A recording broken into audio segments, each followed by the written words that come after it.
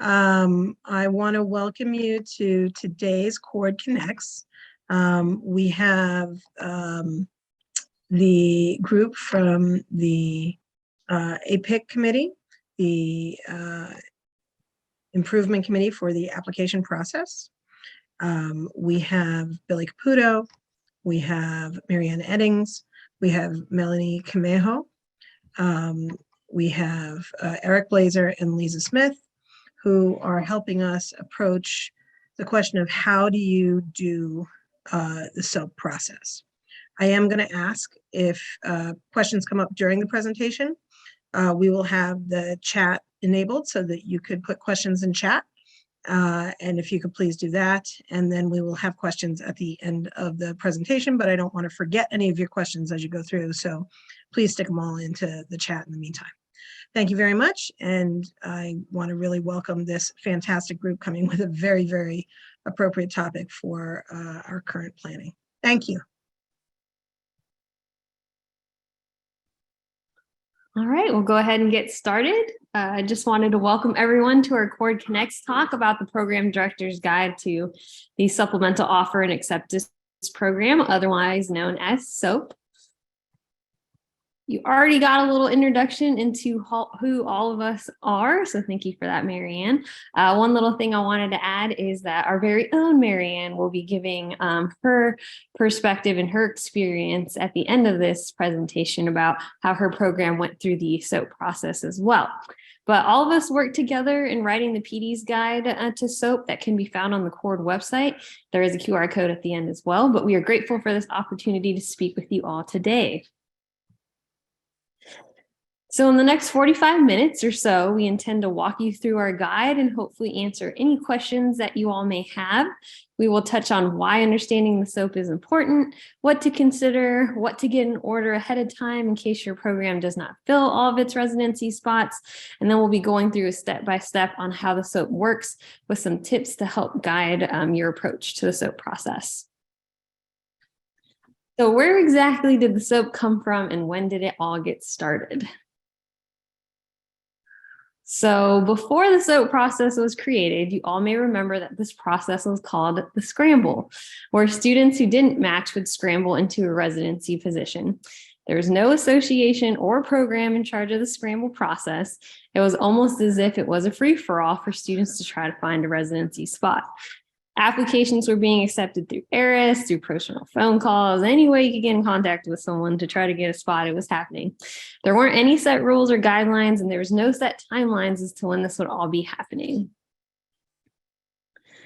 So as you can imagine, there were a lot of complaints and angry parties when it came to the scramble process. So it wasn't until 2012 that the NRMP took over and officially deemed this process as the SOAP process, or the Supplemental Offer and Acceptance Program. So why is this now more important than ever in 2023? And so I'm sure many of you are familiar with this slide, or at least this number, because I know 219 has stuck out in my mind ever since last year's 2022 match. So there are 219 open spots in emergency medicine, impacting a total of 69 programs. So before 2022, there used to be some, if any, open spots in emergency medicine, but never this many. So the next couple of slides are going to highlight exactly what we saw from last year's match.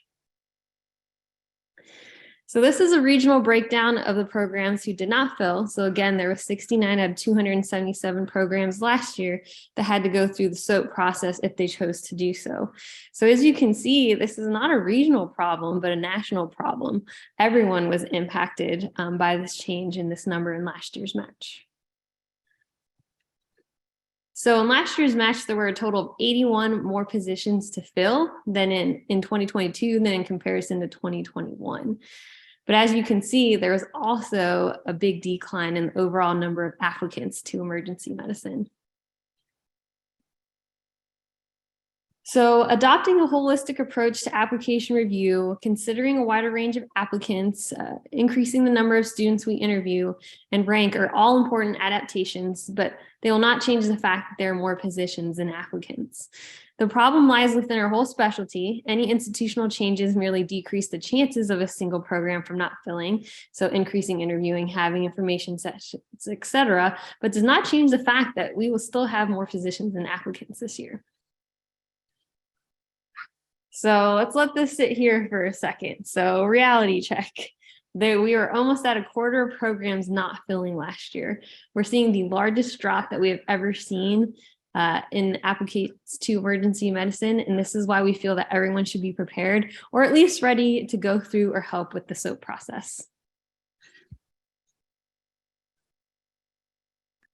So one of the most important things that you can do, and one of the most important steps in the SOAP process, is actually choosing whether you're going to enter the SOAP or not.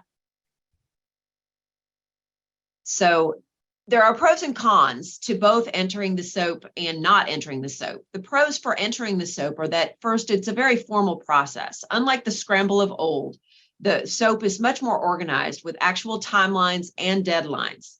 Second, when you enter the SOAP, it's a large pool of applicants. Anyone who did not match in the main match is eligible to apply to your program, no matter what specialty they were looking at originally. Third, the process actually allows for early closure. Most programs will be filled and know who the residents will be by match day. There are some cons to entering the SOAP. The main one is that you may feel like you're settling. Your applicant pool may not be as robust as you might want for as a PD. But also, the SOAP is a very intensive process. You all know what it feels like to go through the match. Well, this is basically an entire match season squeezed into 3 days. There are some pros and cons to not entering the SOAP. The pros being that you're able to fill your open spots at a more leisurely pace. Additionally, by not participating in SOAP, you may be able to pick up some late converts, some applicants who were not in the match, or residents who are switching out of other specialties. But there are some big cons to not participating in the SOAP as well. At the end of the SOAP, there's a list that goes out to schools with unfilled spots and programs. If your program has an open position on this list, there may actually be a public perception that there is something wrong with your program because you didn't fill in the SOAP, even though this may have been a conscious choice on your behalf. There also might be repercussions from your DIO and your GME office to having open spots, such as decreased funding for other activities. Something very, very important to know about SOAP before you decide that you're going to participate is that you actually have to activate your NRMP account setting to allow for the SOAP participation before you turn in your rank list. I believe it's due on January 31st this year, and we get to open on our rank lists starting in the first week of February. Programs that don't enter the SOAP are not allowed to recruit until after the end of SOAP on Thursday night. This may potentially decrease your applicant pool since many potential applicants will have already matched during the SOAP process and may no longer be available. This is actually probably one of the biggest cons to not entering the SOAP. All right, so whether you end up actually participating in the SOAP or you just lose sleep over the anticipation of the SOAP, I think unfortunately this is our new reality. It's vitally important to not go into the week blind and with only your fingers crossed. Over the next few slides, we'll discuss a few key steps you can take to prepare. There's certainly no harm in hoping for the best, but we all want to prepare for the worst. So to start, we recommend you start planning early. It's very important to minimize your own clinical duties as well as have other key stakeholders and educational faculty clear their schedules during match week. As Billy's going to talk about in greater detail, from a logistics standpoint, there isn't much that happens on Monday or Friday, and Thursday can be a day that isn't really effort heavy, but you definitely want folks around for Tuesday and Wednesday. And that kind of leads me to my next point. You're going to want person power. Person power is going to be hugely important, and you want to start identifying those people now so that they can have their schedules clear. This could include, it's going to include your PD, APDs, clerkship directors, other educational faculty, department chair, and maybe your DIO. Alert them early so they can make sure that they have their schedule open. Depending on the number of applications to review and the applicants to contact, there's a lot to accomplish in a short amount of time. This is not a process that's going to go very smoothly if you do it by yourself. It's going to be important to make sure that one person is also comfortable with the PDWS, the Program Director Workstation. It's mostly the same. It's largely the same as it is during the match cycle. However, there are some nuances worth familiarizing on creating and certifying a preference list for the SOAP and navigating through the applications. For those looking to better understand the PDWS process that are changed for the SOAP, this is a QR code that takes you to a slide set from a joint webinar between the NRMP and ARIS from last year in 2022. It focuses on the match weekend SOAP, and then specifically slides 9 through 16 focus on the PDWS system. And in the next slide, this QR code will take you to the webinar itself. You're focused right around 30 minutes for what we're interested in. So, other steps for preparation. It's probably worthwhile to establish teams that will review applications and perform the interviews. You also want to discuss what you're looking for to fill. Are you interested in unmatched EM interested candidates, or more interested in folks that didn't match into other specialties? It may be worthwhile to create a scoring rubric or ranking plan. You'll want to decide how interviews are conducted, including what questions to focus on. For instance, why didn't the applicant match? On the other side, it's probably worth discussing and having a unified response as to why your program went unfilled, so that you can talk about that with potential future residents.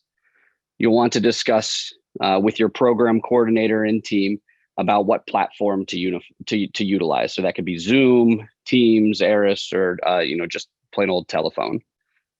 These interviews are going to be a little bit different than our interview season sessions, as both parties can feel a little bit desperate. Your final preparation step will be to have a virtual information package ready to send and interview applicants if they so desire. This can include websites, promotional material, and program information handouts. Two other major members of the team are going to be your program coordinator, as well as residents that you're going to want to have availability during that week.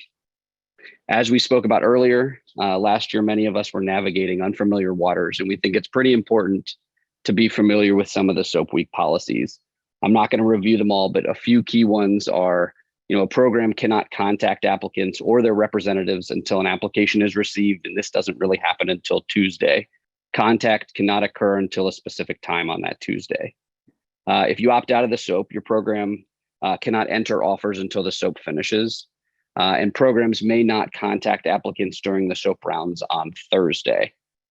From the applicant side, applicants cannot contact a program first. The program must initiate contact.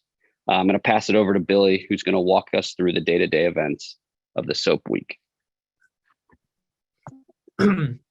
Hey everyone, this is Billy Caputo. So yeah, let's go into this match week. And this is a pretty intense week for emergency medicine and match overall. And I think March Madness happening in March is a good term for this week. And every day here has different styles for preparation and different events for the day. So we're gonna, take a global snapshot and look at the whole week. And we'll break it down day by day and look at everything. So I put this first. This is a snapshot or infogram of the entire match week schedule in one slide. So if you want to come back and reference this, you can. We actually will share this with you guys with the QR codes that are mentioned in this talk, so you have easy access to it. But let's go first into what happens first and day by day through your match week or your SOAP week. So first is a notification. Every emergency medicine program looks forward or is very anxious about this notification. You're going to get an email like this from the match. That's going to tell you how many positions you have, how many applicants you have if you completely filled, and if you went unfilled, how many spots you have open. So this is going to happen at 10 a.m. on Monday, where you and the students find out whether or not they matched. Now, a lot of times Monday, if you go unmatched for the first time, the natural instinct is going to be to wonder why, or what happened to my program, what happened this year, why did I go unmatched? But Monday is actually an important day to take action. And number one, and most importantly, realize that you are not alone. There's other programs going through this. You are not isolated. It's time for action. At 10 a.m. when you find this out, the first thing you should do is get the right resources and also load the boat. Your chair of the department should know, the DIO should know. You should really let your team know and get ready to prepare for this week, because it just took a turn. Some resources that you could use immediately are the NRMP SOAP resources for programs that are here at this QR code that go through the SOAP week and what's going to happen. So you find this out at Monday at 10 a.m. From a program perspective, there's going to be a lot of preparation this day, but there isn't going to be much else going on. When students find out that they did not match and that they're in the SOAP process, at 11 a.m. they could start preparing applications and applying to different programs. Of note, each applicant can apply to 45 programs, so that's a pretty big number of programs that are going to apply via ERIS. But you're not going to see who applies to you, and you're not going to be able to contact anyone until Tuesday morning. And like Eric mentioned, programs have to initiate contact with either the candidate or their representative, and it has to be after you receive their application on Tuesday morning, which we'll cover in the next slide. But as a program, it's really important to get your application review team together. You may get 100 applications. So how am I going to review these applications? How am I going to interview people? What program material do I want to get out, like packet, like Eric was mentioning before? If I'm caught off guard and I need extra help, to work with your department chair and schedule maker to make some schedule adjustments as needed, and really to get ready for the week for Tuesday and Wednesday application review, interview, making your preference list. So Tuesday, 8 a.m. is when these applications roll in, and you could see them on the program director workstation. So you'll be able to review programs, applicants immediately. And once you receive that application, you're able to contact applicants. So unlike the interview season, where you could set complete interview days and have residents available and show virtual tours and interview up to 20 people in a day, this is going to be more on a rolling process. You want to have a plan for reviewing your applications, for sending out interview invites, and for interviewing people on a rolling basis. Once 11:30 comes on Tuesday, you're ready. It's open to begin creating your preference list in the system. And on that day, if you have any questions about any SOAP applicants, you could reach out to the AAMC directly at the email address you see, myeris@aamc.org, if you have any questions about SOAP applications. Tuesday and Wednesday, or similar dates, you're going to be able to review applications immediately, set up interviews, do interviews. Again, this is going to be on a one-to-one basis, and you're going to create your SOAP preference list. As a program, it's important to remain flexible during this time, anticipate cancellations. Like it was mentioned by Marianne before, this is a match cycle that's crammed into 3 days. So there's going to be, students getting multiple offers for interviews, and there's going to be a lot of chaos. You have to be able to be flexible, realize people may be on different time zones, and there may be some challenges with setting up interviews. On Wednesday night, you want to have your SOAP preference list ready to go for Thursday and the next day when you go through the process. So let's talk about the preference list. This is really important, and it's important to use strategy, because the most competitive applicant may not equate to the best applicant, and they may not be the best person for your program. Realize that historically, a lot of candidates match during the SOAP in round one. So you want to be really strategic with how you're who's at the top of the list and who you're sending offers to, because if you have one open spot, you could send one offer per round. If you have 3 open spots, you could send 3 offers per round. but no more. And you can't send another offer until the next round if that's not accepted. You really want to gauge their commitment to EM and commitment to your program and make sure you're getting the right applicants on your preference list.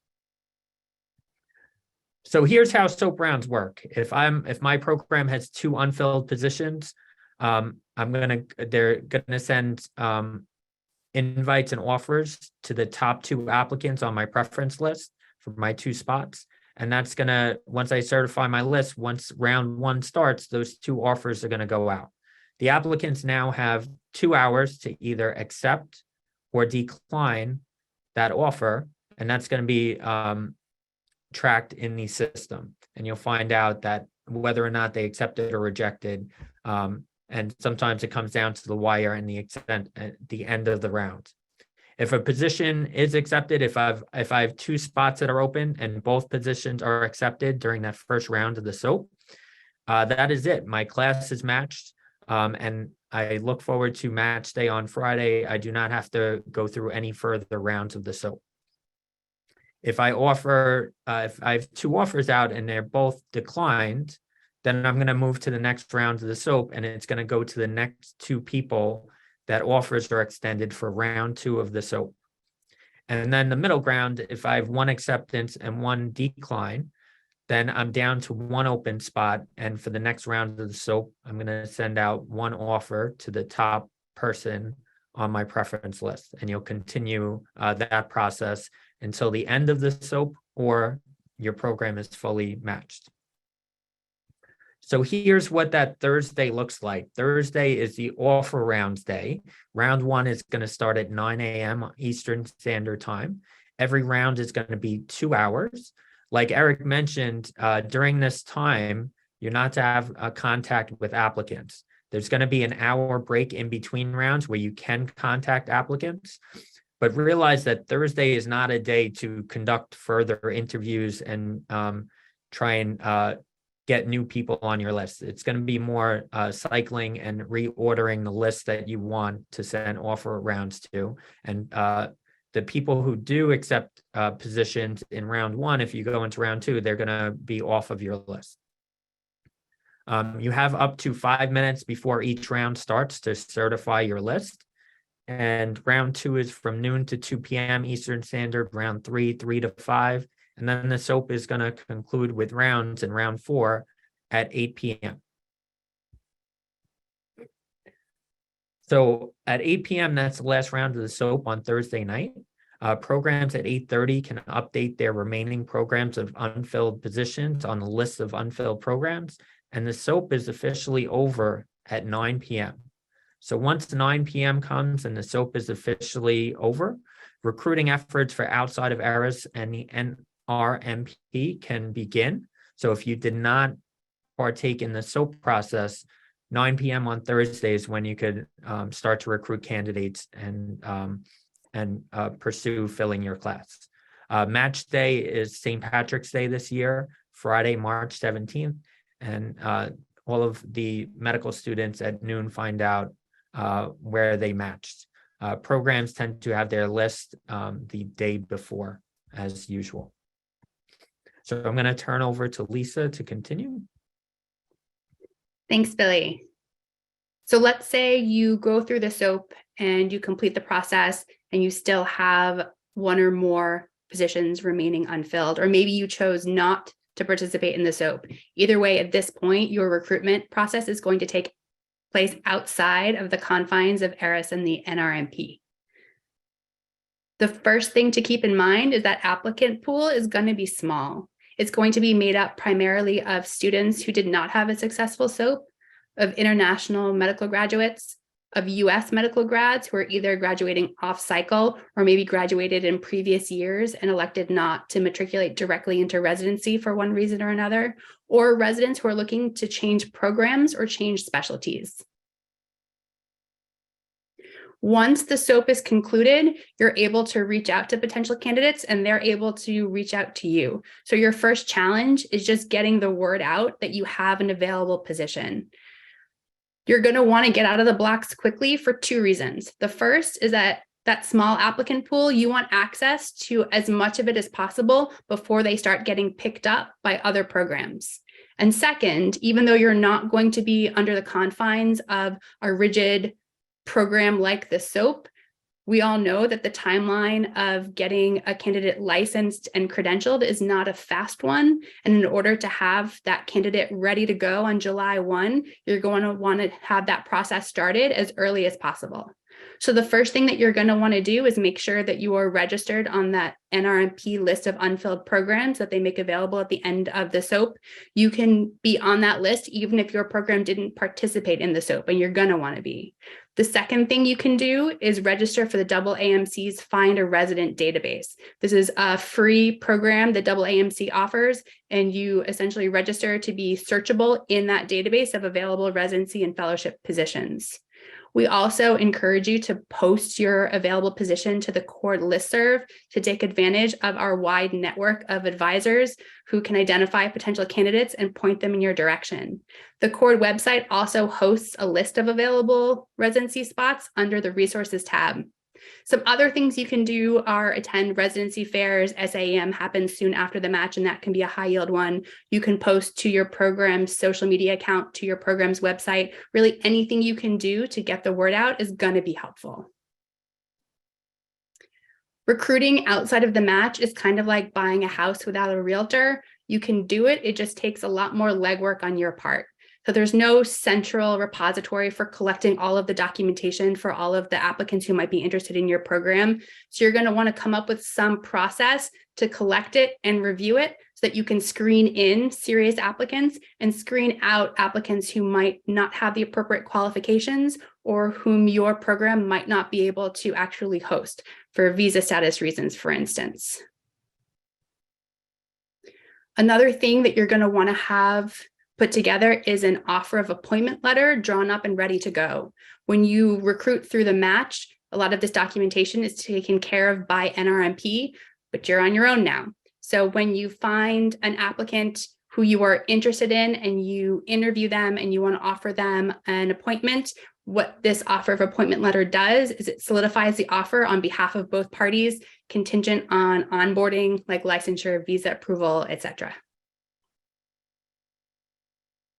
All right, we're almost there, guys. Let's take it home with a couple high yield points. First, the reality is that there's going to be programs in EM who don't fill in the main match this year. And as this application season winds down, we want you to think about what not filling would look like for your program and think through your options, including flexibility with class size, entering the SOAP, or exploring options outside of the SOAP, because there's compelling reasons for both. We hope that you now have a better sense of how the SOAP process is essentially an entire application season condensed into about 72 hours, and you can start to plan what resources you're going to have ready to make it through this process successfully. We also hope that by walking you through the steps of the SOAP, you can start to see how you can be strategic at various points in that process. And most importantly, you're not alone in this, and not filling isn't something that you as program leadership or your institution should take personally. You're never alone, and you shouldn't feel embarrassed or isolated as you navigate your post-match options. CORD and the greater EM community at large are definitely here for you. And at this point, I'm going to pass it back to Marianne, who's going to share her own personal story of navigating the SOAP process. Thank you, Liza. So my story for the SOAP process is probably very typical of most people's stories. So it starts on Monday morning. And I was at a physical therapy session when my phone dinged and I received an email. And being the type A personality that I am, I decided to open it, which was maybe a bit of a mistake. That was the time that I got the news that my program did not fill. At that point, I was literally in the middle of my session, so I had to continue my session with a sense of gloom and a sinking feeling of what's wrong with us and what did we do wrong. I was, however, thankful that I always schedule match week off. I help with the dean's office with directing unmatched students, being at my history of being an unmatched student myself. So at least I had that going for me. I went to the dean's office then and found out that there were a lot of programs that didn't fill. And that made me feel a little bit better. But it was a difficult day of waiting because basically you can't do much on Monday other than try to set up a schedule for the week and figure out who's going to help you, and then field all those calls and emails that you're not actually supposed to be receiving from some very well-meaning individuals who are advocating for their unmatched students and don't realize they're not allowed to contact you. So it was also during that time that I came to the realization that I was going to be doing the bulk of work for myself in this process. My APDs were all scheduled to work. My chair had been working overnights and worked the night before. And more importantly, my 7 months pregnant coordinator had doctor's appointments most of Tuesday and was going to be out of the office for a good chunk of the day. So I started and I hunkered down and went through approximately 120 applications for my one open spot. I had 12 applicants that I wanted to interview, and my coordinator was back. She she sent out my interview offers. They all accepted my interviews, and we used Era Scheduler to try to set up our interviews via Zoom. On to Wednesday, things started great with interviews. We started early in the day, and things were going along very smoothly.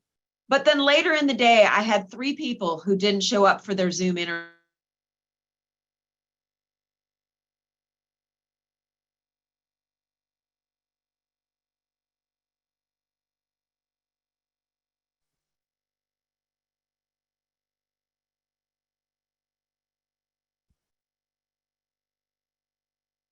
And via phone. But I never heard from the other 2 applicants. I have no idea why they didn't come to our interviews. So we only interviewed 10 applicants for the one position. Thankfully, that's all we needed. In the first round, we matched an applicant from our own school. This person had originally wanted to pursue EM, but had been advised by the dean's office that they weren't a viable applicant. And rather than discussing it with us, they just abandoned their dream specialty and tried another specialty that their heart just wasn't in, and therefore went unmatched. This person is now thriving in our program and is one of our wellness champions. We're super happy to have them. Now we want to show a little short video that we think sums up the SOAP process.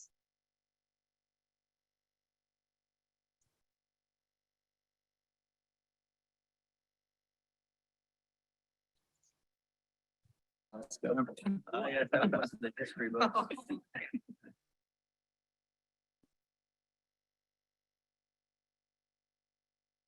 Adam Smith needs revision. What are you talking about? If we all go for the blonde.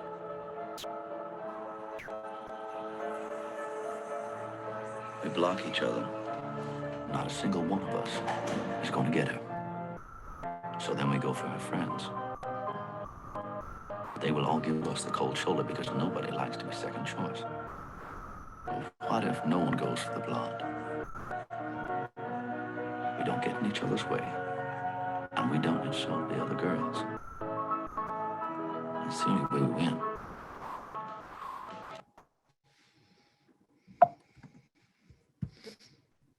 So on that note, just keeping that in mind when if anyone's going through the SOAP process, and looking at those applicants, keep this video in the back of your mind.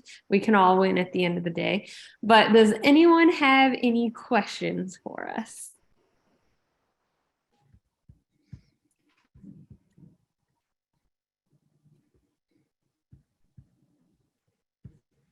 A recommended number of individuals to interview to make sure you match one candidate or 2 candidates?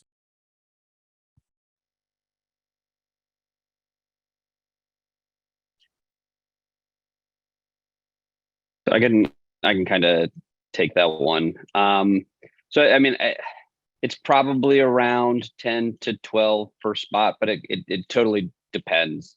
There's a lot that goes into who you're interviewing. If you're interviewing the blonde and you interview 12 blondes, then you probably need to interview more than 12 blondes. Kind of relating back to the clip from A Beautiful Mind. So it's really important to gauge the applicant's interest, when you're talking to them. That's kind of the other side of the interview is, how likely is this person to come? Do they have geographic factors that, lend them to your area?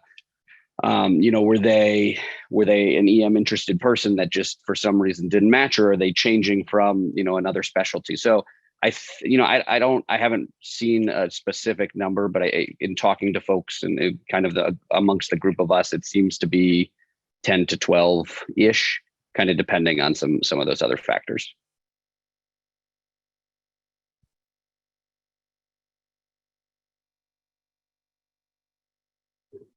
I had a question for Mary Ann. If you wouldn't mind sharing, when you did your interviews, did you try to do your typical process and kind of ask the same questions and give your same spiel, or was it more of a truncated version? How did you handle that? Well, it was definitely a truncated version, given that our normal interviews are actually 4 of us doing 15 minutes apiece. And in order to fit all of these in, we had to do just myself at about 10 to 15 minutes apiece. One of the biggest things that I did that was a little different in this process was I really wanted to know, number one, why EM? Because a vast majority of my applicants were not EM to begin with. And so I wanted to know why EM, and then I wanted to know why my program. I wanted to know specifically, did they have a place? Did they know somebody in the area? Was it word of mouth from their PD that was in the area or anything like that? So it definitely was not as in-depth an interview as I do in my normal interview session. So their past research and and some of that became a little less important, and more important was this person actually going to fit into my program and be happy doing EM at my shop? So. Thank you. So there's a question from the chat that asks, how did you answer the question about why your program didn't match? So our program participated last year in the SOAP. And, I think beforehand, we as a group kind of had a pretty honest discussion with ourselves about why it happened. Our program is located in a bit of a geographic disadvantaged area in the Philadelphia area. For folks that want to be in or near a big city, we're about an hour outside. The changing landscape of emergency medicine and the employment post residency, I think, was a part of it. And there were a couple misconceptions that we kind of figured out along the way as we were talking to some of the applicants that we then used to address more applicants moving forward about our program. So we didn't have the best answer to start, but I think come the end of of our interviews for the spots that we had open, we had a pretty uniform answer of what was going on. Yeah, when I did mine, I also talked about the geographic location and how the number of candidates in our that we had been seeing applying to our program from our geographic region had decreased. We had actually noticed that, and we because we are in a kind of remote area, even though we're a big city, we're a bit of a remote area. We actually had something similar where we were interviewing people that we really weren't sure were going to come to our program because of there was no tie to the area. They weren't from the South or anything like that. But additionally, we, after the fact, figured out that we were having some issues with our interview dinners that weren't happening anymore, and that may have been part of it. So.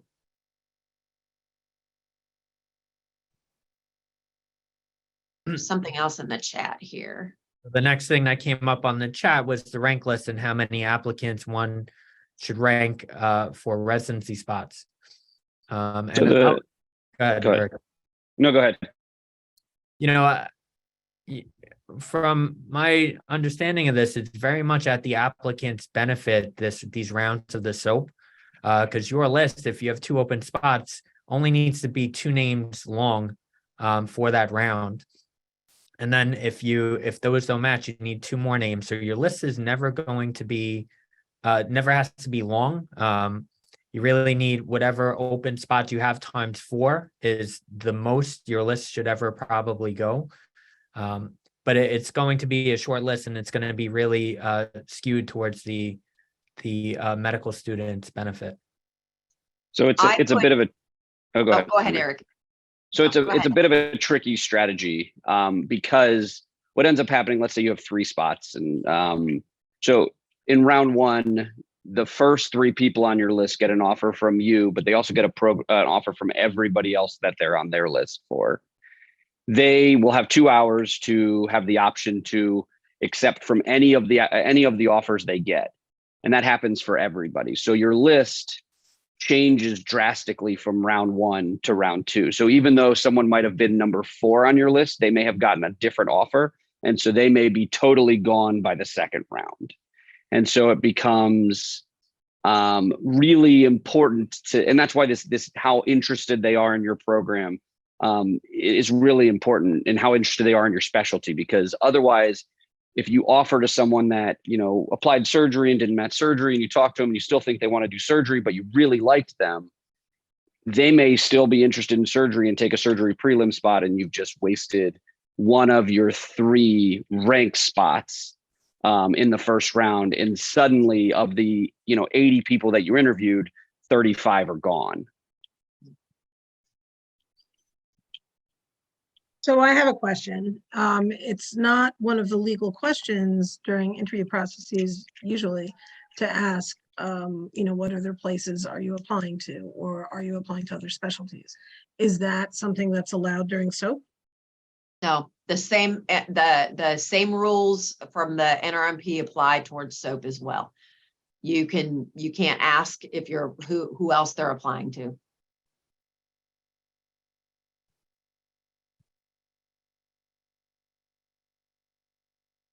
So then how are you finding out? What are questions that you guys have used to find out how interested they are in your program versus other programs, or if they're even interested in emergency medicine? You can ask them, have you done any EM rotations? Have you ever been in the ED? Do you ask them very specific things about EM itself? What do you like best about EM? What are your perceptions with how we work in EM? Things like that. And if they have absolutely no clue, then maybe, it will bring it out. I had somebody that I asked those questions of, and it was clear that when I said, what is your perception of an ED day? What does it look like to you? They had no clue what we do, and that they didn't seem like they were going to be viable for us and how we work. So you just got to get a little bit creative. So you can I was going to say, you can talk about the fact that they applied surgery the first time around. You can ask them that, what they applied to the first time around. You just can't ask them, are you applying to more surgery programs? What specialties are you looking at now? And things like that. So you can go to the back to what they were applying to, because it goes to you can kind of tell what they applied to based on their letters and everything. So that's really just asking about their letters, but you can't change it for the future. Yeah, everybody gets 45 applications. And so that doesn't, and they all go out they all find out on Monday, and they all go out on Monday. And so most of these people don't have time to research 45, other programs or, a new specialty. And they most of them will use all 45 right away. There's a couple other questions in the chat. So did you keep your interview application score and rubric the same? Do applicants opt into the SOAP like programs do? And then how do you know when a student is no longer available between offer rounds? So I can answer the last one. So they magically vanish off the R3 system when they accept an offer. So they're not even like they'll go away from your list in between rounds. Students, to my knowledge, don't have to opt in. I think it's just an available option when they find out they don't match, but they're not required to participate. And then I think our scoring rubric changed drastically for the interviews that we did during the SOAP. Ours did too, especially since I was the only one doing interviews. So it changed a lot. The other thing to note is that even though you've elected to participate in the SOAP, doesn't mean you have to. You can mark that you're going to participate in SOAP and then not do anything with it. You can interview and decide not to rank anybody and not match. You can decide not to interview. The only thing you do when you say you're going to participate in SOAP is say you want to participate in SOAP. It does not mean you have to fill through the SOAP.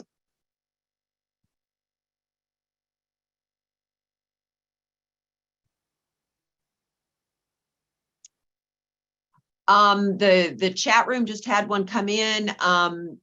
Yes, you can only start to offer interviews. You cannot see applications until Tuesday morning. So you can't offer any interviews until Tuesday morning. That's part of the SOAP timeline. And potentially you could have additional applications come in after Tuesday AM. If the candidates did not use their 45 right off the bat, or they waited to put in their 45 applications, you could see more, but I didn't pick up a whole lot after about it was 8. I think my last one that I got was at 10 a.m. on Tuesday morning Central Time. So that was it. I didn't get any more after that. Yeah, we had the same experience.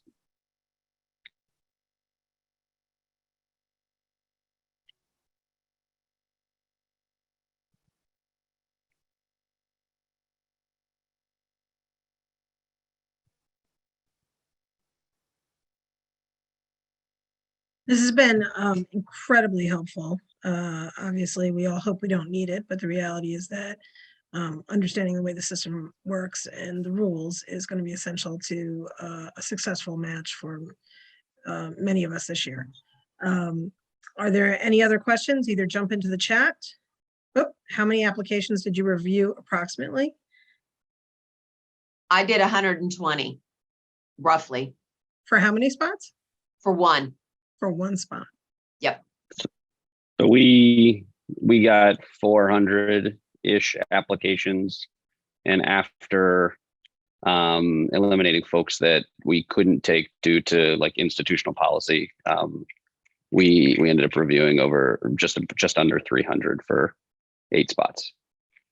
Yeah, clearly going into SOAP, I think one of the other important things would be to have a conversation with the combination of your DIO and whoever else in administration, even if the policy was that you were not going to fund a visa prior for the first part of the match. Obviously, if you can renegotiate that, I'm assuming that opens your options and would be worth a conversation ahead of time, perhaps. And then also the issues with funding and people with prior training, understanding whether they would be willing to open that option. And ideally that conversation would occur before SOAP week even begins, as you know, this is just a backup in case this process occurs this way, but I want to make sure, because again, I'm sure there's no DIOs that are off on the Monday of SOAP week, but people who make decisions about money may not be around. Did he say he interviewed 300 for 8 positions? Yes, not Yes. Interviewed, No. Reviewed applications. There Sorry. We interviewed, so there were 4 of us. We all did it individually. So probably for 8, we interviewed probably close to half of them.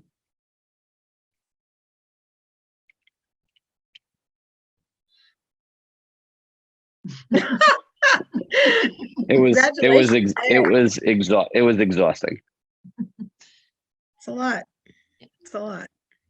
I think one of the biggest thing obviously is every program director probably needs to start thinking about their plan of what's going to happen if they don't match, because even if you've never had time when you've not matched, you're still vulnerable. I think probably just about every program in the country is vulnerable at this point. We just don't know. So there were places that I was like, they didn't fill what, so it can happen to anybody. Also, one last thing, we had a really bad week, but our incoming PG11 class this year has been like amazing. It's full of amazing people, that some of them didn't match into other specialties and some of them didn't match into emergency medicine. But a lot of these folks went through like a really bad week as well. And they're all really great people. And so you're not getting the bottom of the barrel. You're getting folks that had unfortunate things happen to them or mishaps in their medical education, but lots of good people out there. Based on the people you all soaked in, any advice on who you think makes a good applicant? We had really great success with folks that wanted other surgical subspecialties through the match and didn't get it. So we have a couple guys that wanted to do ENT and someone else that wanted to do like vascular surgery, and they've all been wildly exceptional. Marianne, can I just say one thing? Hey, Moshe. Hi. First of all, I want to say a tremendous thank you to APIC for everything you do, and specifically a tremendous thank you to all the presenters today. This is an incredibly useful resource that I know is on the mind of every single emergency medicine program director right now. And we are hopeful that it's not going to be necessary in a couple of weeks. But I think we all know the reality that given what's going on this year, many people are going to be in this situation. And I really want to thank all of you for putting this on now at a time when program directors are thinking about this, concerned about this, worried about this, losing sleep about this, and now know they have a resource to go to because CORD is going to support them through it. So thank you for doing this for the organization. Yeah, thank you for your kind words. And it was an honor to write the guide with all of the other physicians that were on here today. This is the QR code for our guide if you need it. And this talk will be posted as well. But I just want to thank you guys for coming to our talk. And obviously, we all wish you guys the very best. And our email addresses are there if you have any questions, if anything happens during the SOAP. But again, we're all in this together and we wish you the very, very best of luck. Thank you very much for putting this together, guys. Incredibly valuable for the group and making it approachable and not terrifying, which of course is where we all are somewhere in between that. So thanks for shifting the needle to approachable.